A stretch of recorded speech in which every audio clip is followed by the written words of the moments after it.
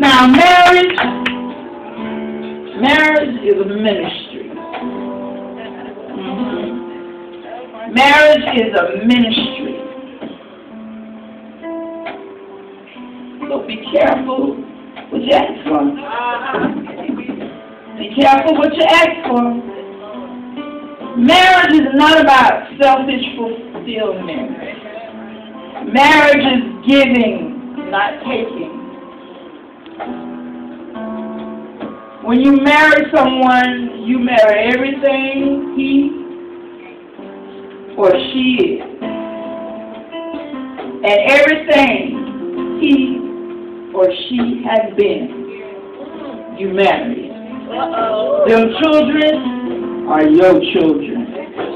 His children is your children. You inherit their strength, their fears, and their weakness. It is impossible to pick the parts you want and leave the parts you don't want. It all comes in one package. It's a package deal. The Bible says, for this reason a man shall leave his father and mother and be joined to his wife, and the two shall become one. I told you everything. You marry everything. Now you're one. If he's sorry, you sorry. If you can't love him, if they can't love him, they can't love her. If they love him, you got to love her. You know how some people say, I love Pastor McCoy, but I sure can't stand First Lady. Well, you don't love Pastor McCoy. If you don't love him. Come on now, come on, come on. Because we're one. That's right. We're one.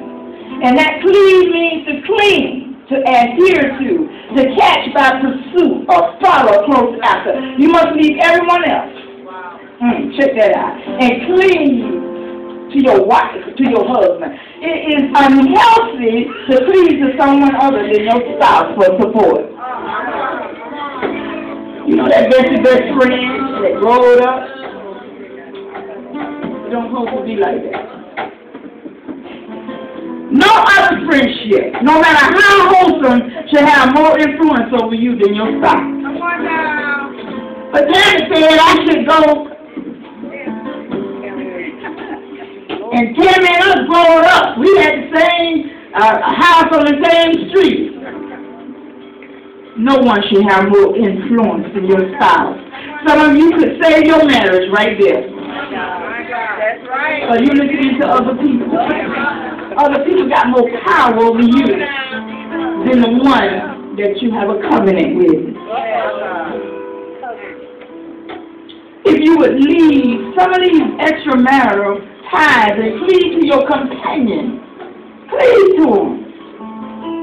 You're one. Come on, everybody, say, honey. It's time to agree. The Bible asks us, how can two walk together unless they agree? You going this way and I'm going that way. So how are we going to walk together? You pulling to the right and I'm pulling to the left. It won't work. Women, God grants you the grace of ministry to your spouse. You know what the Bible tells us? And the woman which has a husband that believeth not, and if he be pleased to dwell with her, let her not leave him, for the unbelieving husband is sanctified by the wife, and the unbelieving wife is sanctified by the husband. 1 Corinthians 7:13-14. But you got to be steadfast. You can't come here and shout all over the church and go home and cuss like a sailor. Expect that man to have a change of heart. Expect that man to come to church with you, because the first thing, if he don't say it, he's thinking, it ain't working for you.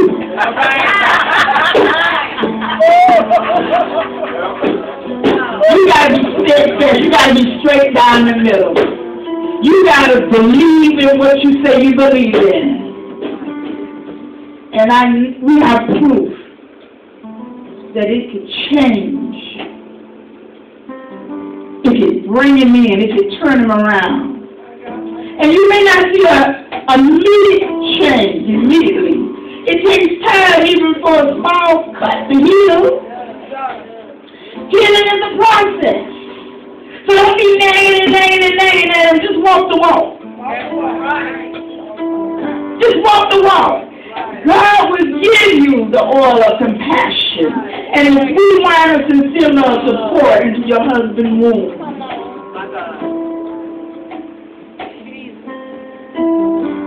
And he may never say a word, and you may never know until that day. But you got to be steadfast.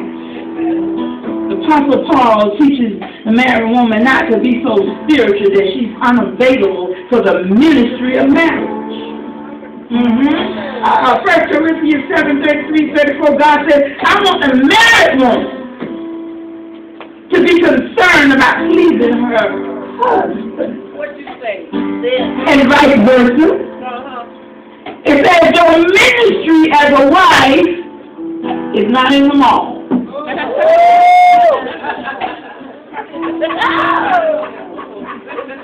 Your ministry as a wife is not in a nursing home, but it's in your own home and to your own spouse. Because you cannot buy Pastor McCoy no $300 suit and your husband looking like Bo Diddley. Something wrong with that. Something wrong with that.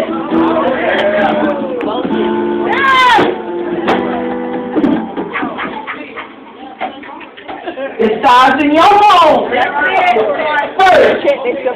It starts in your home first. Your home. Your priorities need to start there and then spread to career. Some of us can't clean our house every week because we got to go to work. We got to go to work. We got to go to work. Your priorities need to start there in your own home and then spread to vocation and other ministerial pursuits. Because we be in the church and be in the church and be in the church, and our house is pulled down, and God said, how can you build my house? What did it say, God? And yours is pulled up from the floor. It starts there.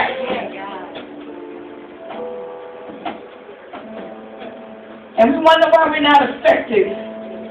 Because we come in and trying to execute in God's house and can't even execute judgment in our own house. It starts there. God builds a house of marriage, but you must do your own decorating.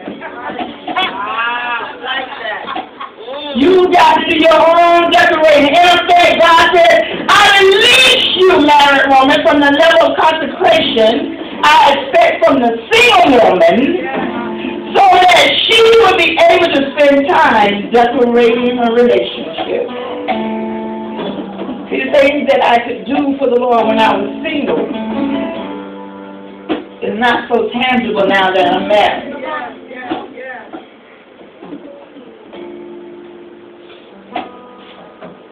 He said, so I can spend time.